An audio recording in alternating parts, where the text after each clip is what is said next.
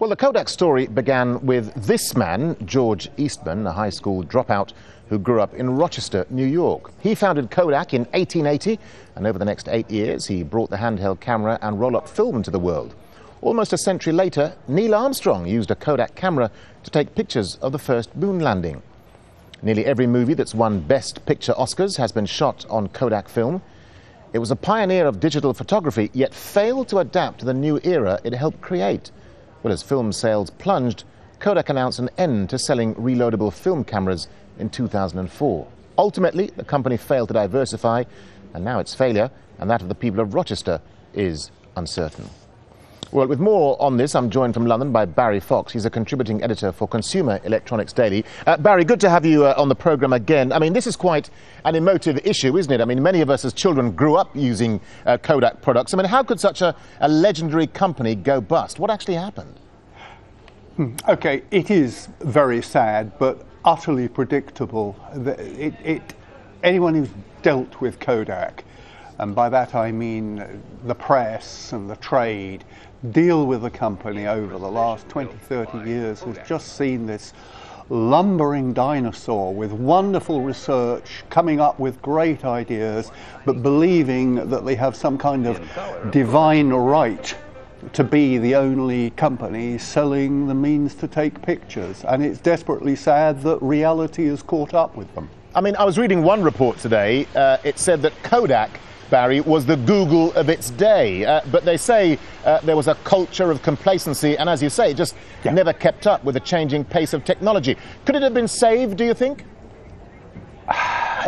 Well, certainly not now. I mean, what they're doing now is saying they want to survive by selling or licensing their patents, which protect some of those very clever inventions that they've come up with. But the point here is that patents expire.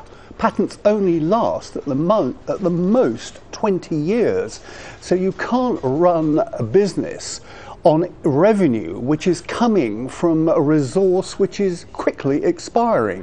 So this is only a short stopgap, and I fear that really we have seen the end of Kodak as we know it. And as I keep saying, it's sad, but my goodness, I mean, I visited them in America at their Rochester headquarters so many years ago, and even then you just knew these people are doomed because they will not see that the future is digital. Let me ask you a wider question here, Barry. I mean, do you think Kodak is a victim of a much broader American corporate malaise? I mean, is this endemic to American businesses or large companies generally, do you think?